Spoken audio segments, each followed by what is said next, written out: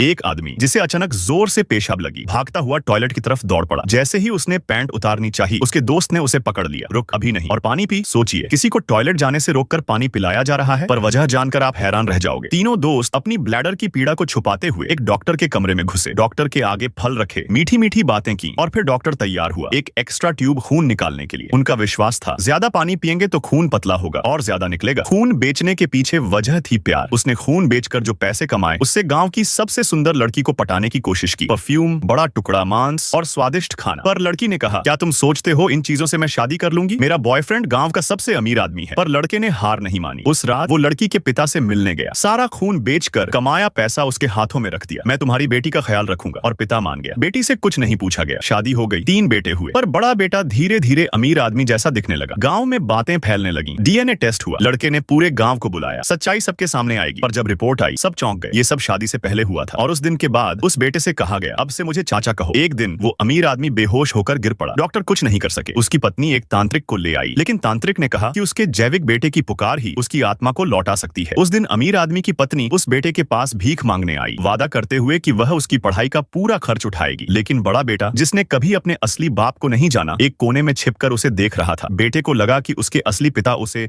अपनाना नहीं चाहते, तो वह जोर जोर से रोने लगा। वह आदमी जो पास में बैठा था यह सब देखकर रहा न गया और दौड़कर कमरे में आया। सबको डांटा कि उन्होंने बच्चे को डरा दिया। वापसी के रास्ते में बच्चा बहुत खुश था। उसे समझ आ गया कि खून का रिश्ता भले ना हो, पर सालों से जो भावनाएं जुड़ी हैं वे असली हैं। पर कहानी यहीं खत्म नहीं होती। बड़े बेटे को भी अपने जैविक पिता की बीमारी हो गई। इलाज संभव था पर बहुत महंगा। और तब वही आदमी फिर से खून बेचने निकल पड़ा। हर बार सुई उसके नाजुक शरीर को चीरती रही और एक दिन वही अस्पताल की फर्श पर वो गिर गया।